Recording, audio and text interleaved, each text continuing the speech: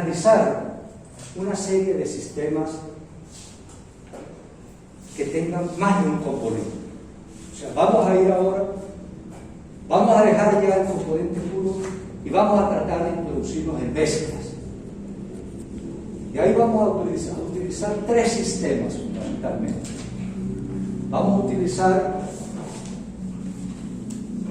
mezclas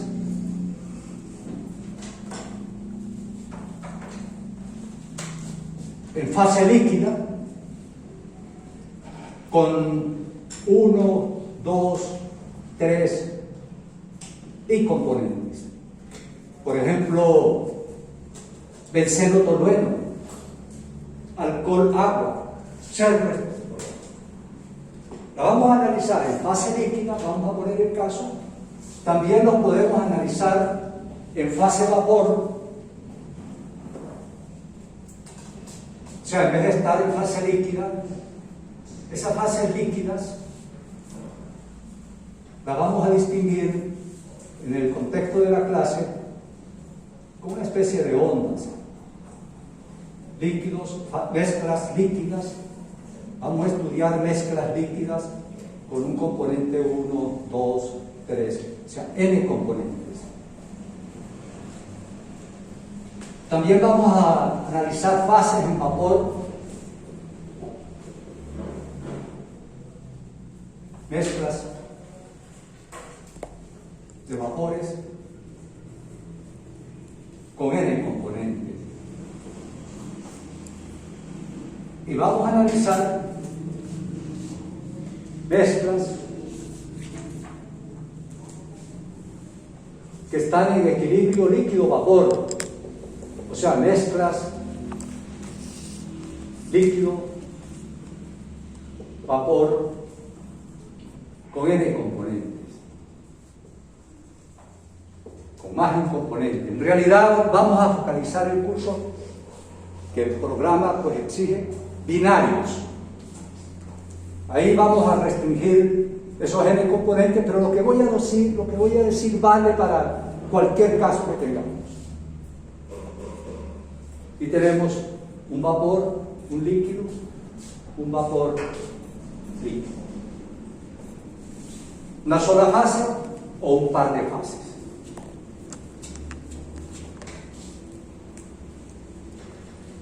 En este contexto es necesario analizar algo que se llama funciones parciales molares.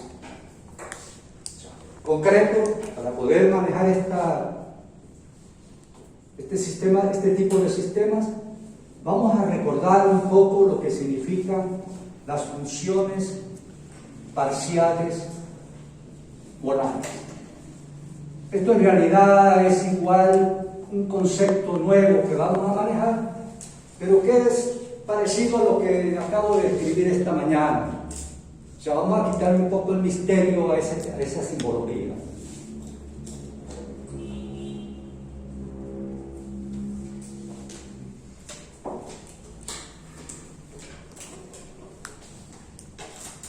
Para fijar ideas, tengamos entonces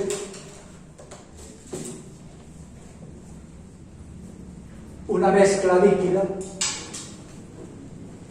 que tiene 1, 2, 3 y componentes, como dije al principio, que se encuentra a una cierta presión y temperatura.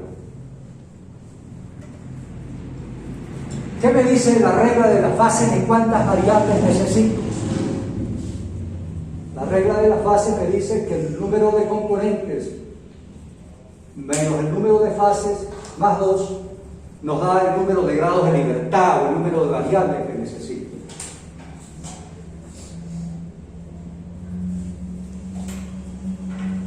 Por ejemplo, si tengo una sola fase y tengo dos componentes en una fase como esta, más 2, esto me dice, la regla de la fase me dice que necesito 3 variables. O sea, además de la P y T, necesito otra variable para caracterizar el estado del sistema. Recuerden que cuando tenía una sustancia pura, En una sola fase yo necesitaba dos variables, P y T, y con eso sacaba entalpía, entropía y cualquier cosa. Aquí me dice, mire, si usted quiere calcular la entropía de aquí o el volumen, necesita además de P y T otra variable adicional. Esas otras variables son usualmente las composiciones del sistema. Si tuviera 3 componentes y una sola fase, necesito 4 variables, P y T y otras variables. Como les dije, esas otras variables que usualmente se utilizan en termodinámica en este contexto son las composiciones de las sustancias que están metidas allí, sus fracciones molares, en otras palabras. Pudiera utilizar otras, pero las que comúnmente se manejan en este contexto son composiciones. O sea, presión, temperatura, composición.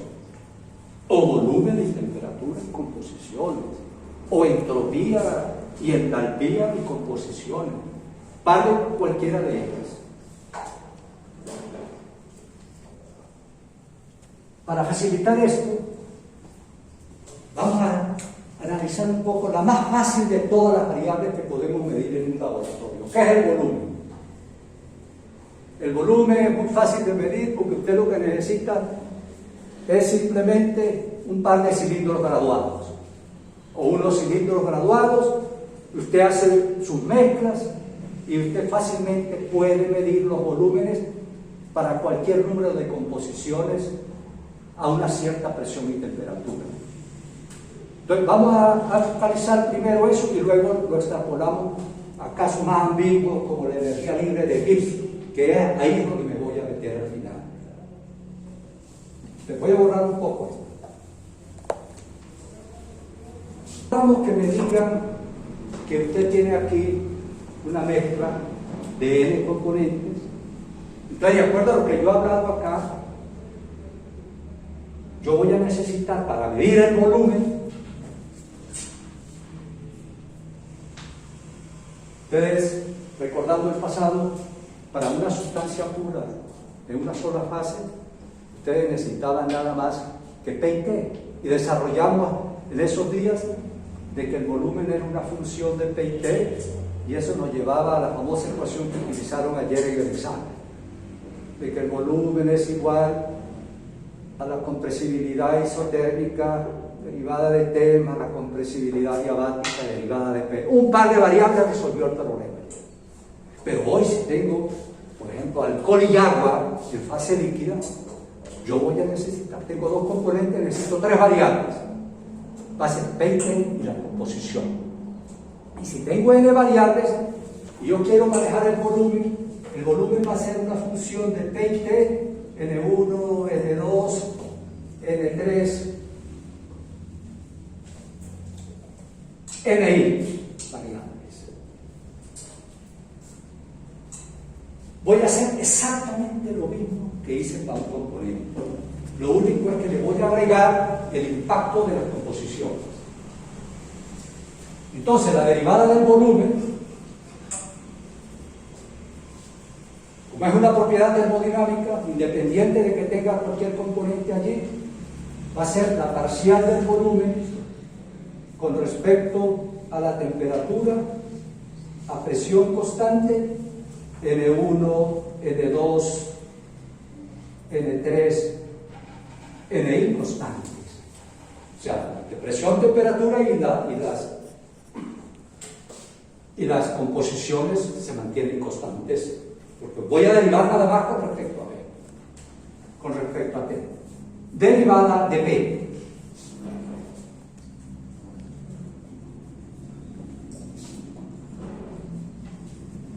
Más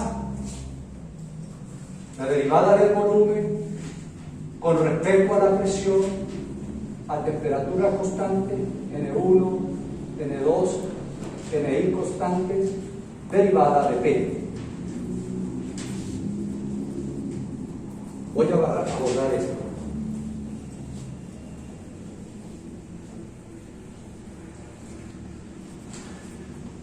Más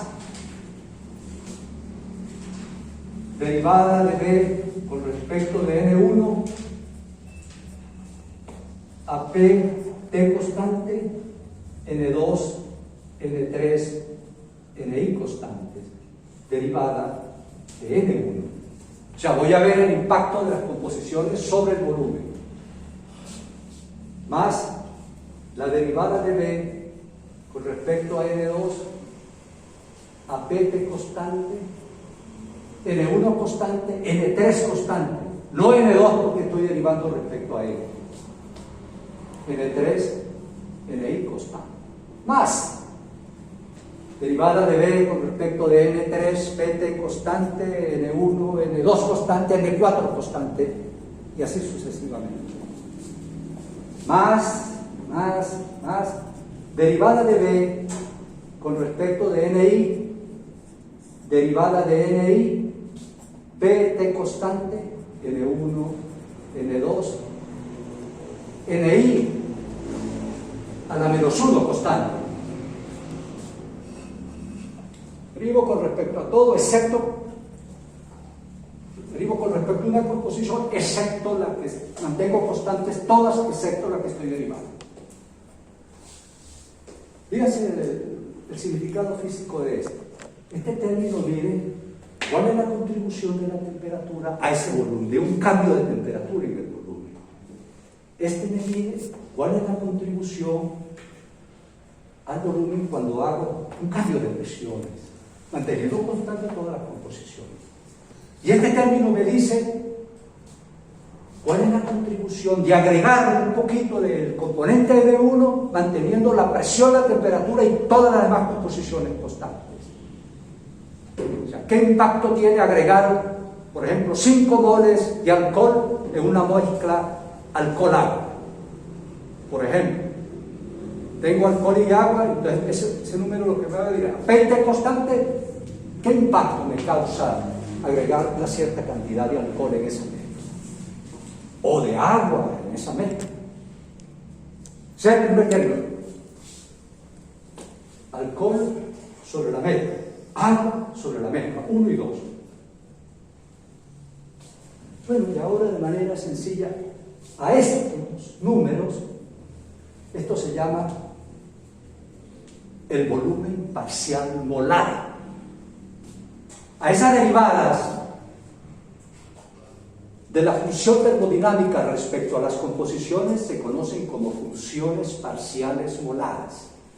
En el contexto del volumen, a esta derivada de B con respecto al componente 1 se conoce como el volumen parcial molar del componente 1. A el volumen parcial molar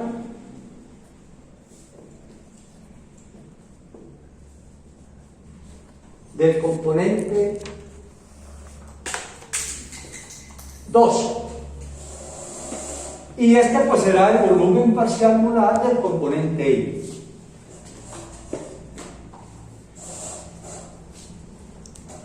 Esto tiene un significado físico preciso. Ese volumen parcial molar lo que significa es cuál es el volumen de la solución del componente I, cuál es la contribución del volumen del componente I a ese volumen total dentro de la mezcla. ¿Cuál es la contribución del componente 2 al volumen total de la mezcla? Mejor dicho, en la mezcla, esos volúmenes parciales miden en cierto modo el volumen que cada uno de ellos tiene metido dentro de esa mezcla,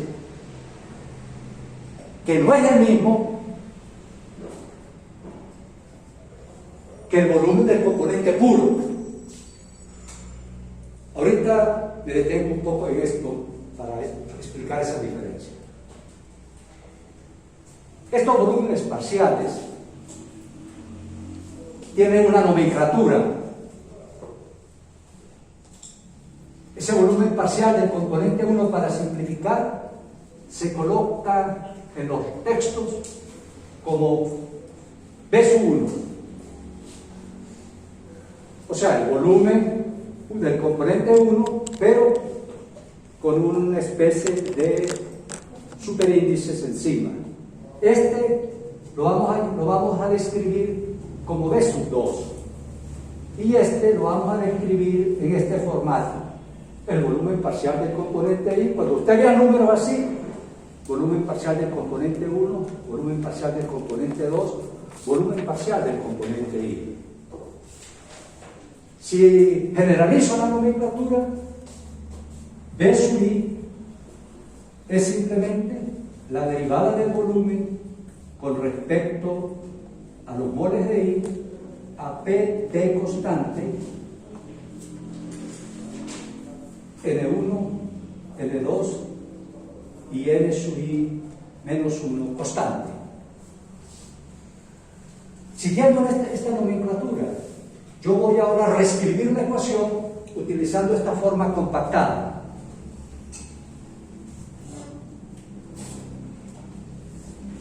Hago esto porque en los libros aparece así, pero quería describirles cómo se va generando esto.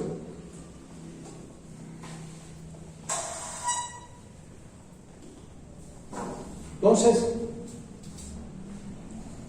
si compactamos esa fórmula, nos quedaría derivada de B de T, en este contexto, Pt, derivada de T, N sub 1, N sub 2, N sub I constante, más derivada de B, de P, derivada de P, Pt, N1,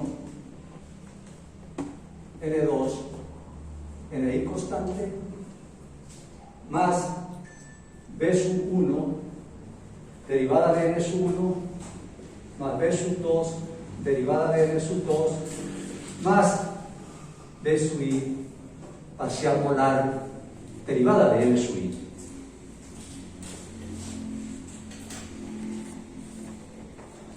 Voy a borrar esto, que lo hemos reescrito ya.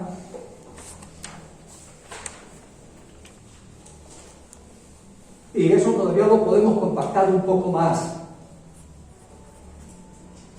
y reescribirlo, decir que la derivada del volumen de una mezcla de n componentes es la derivada del volumen con respecto a t, derivada de t, de pt, n1, n2, ni, más la parcial de b con respecto a p, pt, N1, N2, Ni, derivada de P, más la sumatoria de los volúmenes parciales molares por la derivada de los moles de cada componente. ¿Sí? Ahora, lo más interesante de esto es que si yo integro esta ecuación para calcular el volumen, recuerden cómo integrábamos para un solo componente, llegábamos a una ecuación allí, ¿no? Si yo integro esto, y recordando otro conocimiento matemático del pasado, algo que se llama el teorema de funciones homogéneas, esto es una función homogénea. Se puede llegar a que al integrar esa función, se encuentra de que el volumen de esa mezcla de n componentes es igual a la sumatoria de los volúmenes parciales molares por el número de moles del componente I.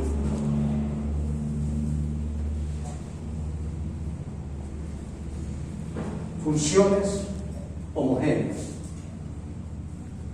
utilizando teorema de integración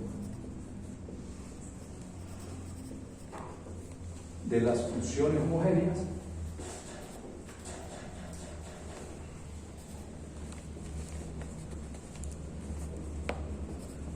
se llega a la conclusión de que el volumen de la mezcla de n componentes a una cierta presión y temperatura es este número.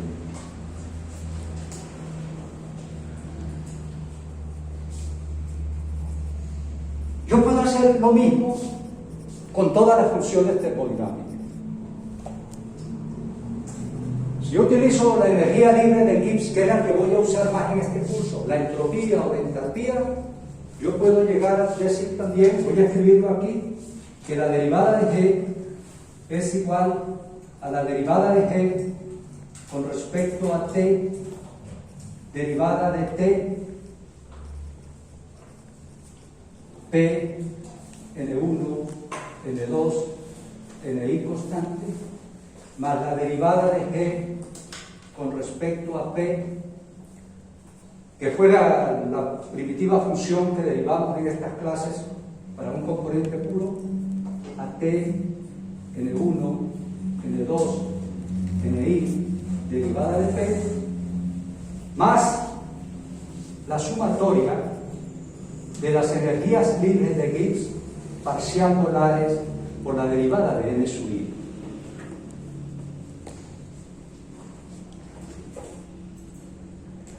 Donde G sub I es la derivada de la energía libre de Gibbs con respecto a las composiciones del componente I a PT y N sub I constante. O sea que la energía libre de Gibbs parcial molar del componente I. Energía libre de Gibbs parcial molar del componente I. Integrando, utilizando el mismo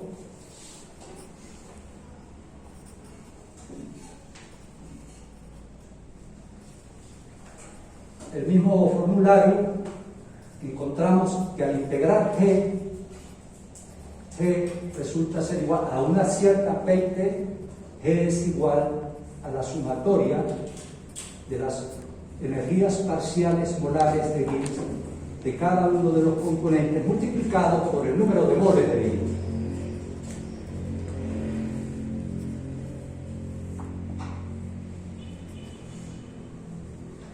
Por otro lado, como definimos el potencial químico como la energía libre de Gibbs sobre el número de moles,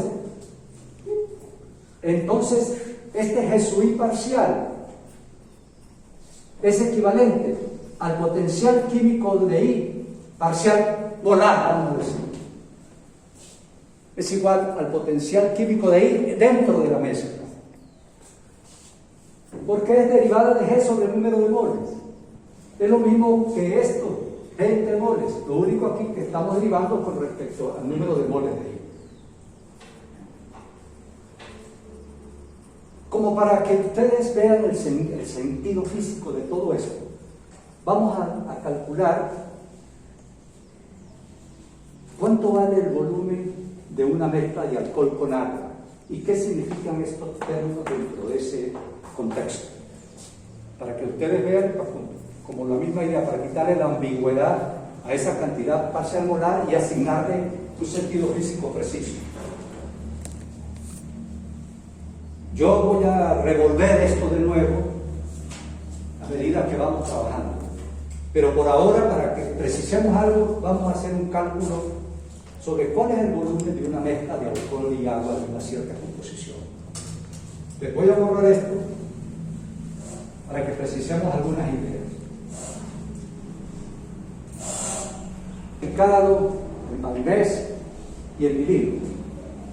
Entonces, pues, yo les recomiendo que lean esto. Pero esto tampoco tiene... Lo que pasa es que al principio, cuando uno se le presenta este tipo de cosas, bueno, la envoltura de los cálculos, pues le muestra una perspectiva un poco allí confusa, pero es sencillo.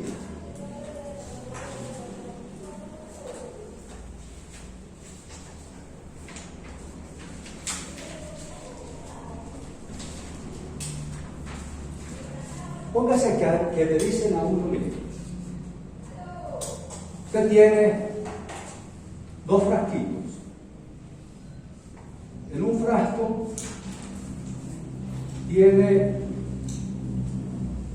1017.11 centímetros cúbicos de metanol, que vamos a llamar el componente 1.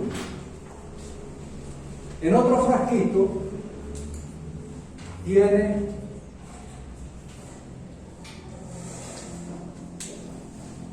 1056.86 centímetros cúbicos de agua, que vamos a llamar el componente 2. También me dicen que el volumen del componente 1 puro, voy a significar con este superíndice el volumen molar del componente 1 cuando está puro, como aquí. Aquí tengo metanol puro, aquí tengo agua pura. Este es el volumen neto, el volumen extensivo. Vamos a ver cuánto es el volumen intensivo del componente 1, o sea, el volumen molar, en otras palabras. Dicen que el volumen molar del componente 1 es 40.727 centímetros cúbicos por gramo mol. Y el volumen molar del componente 2 puro, que lo voy a significar, como les dije, con la letra, con el superíndice, este es 18.068 centímetros cúbicos por gramo mol. Este es con letra pequeña,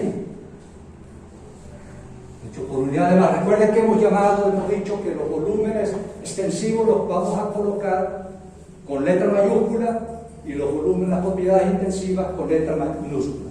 O sea que este es el volumen de 1 puro, de 1 sub 0 extensivo, con letra mayúscula, y con letra minúscula es por unidad de masa. Entonces, este otro es B sub 2 puro extensivo. Y este escrito de esta manera es por unidad de masa. Suponga que me digan a mí que en un cierto instante usted los mezcla. Están puros.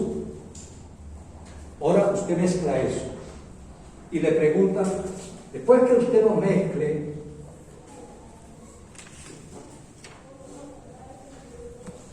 ¿cuánto vale el volumen de la mezcla?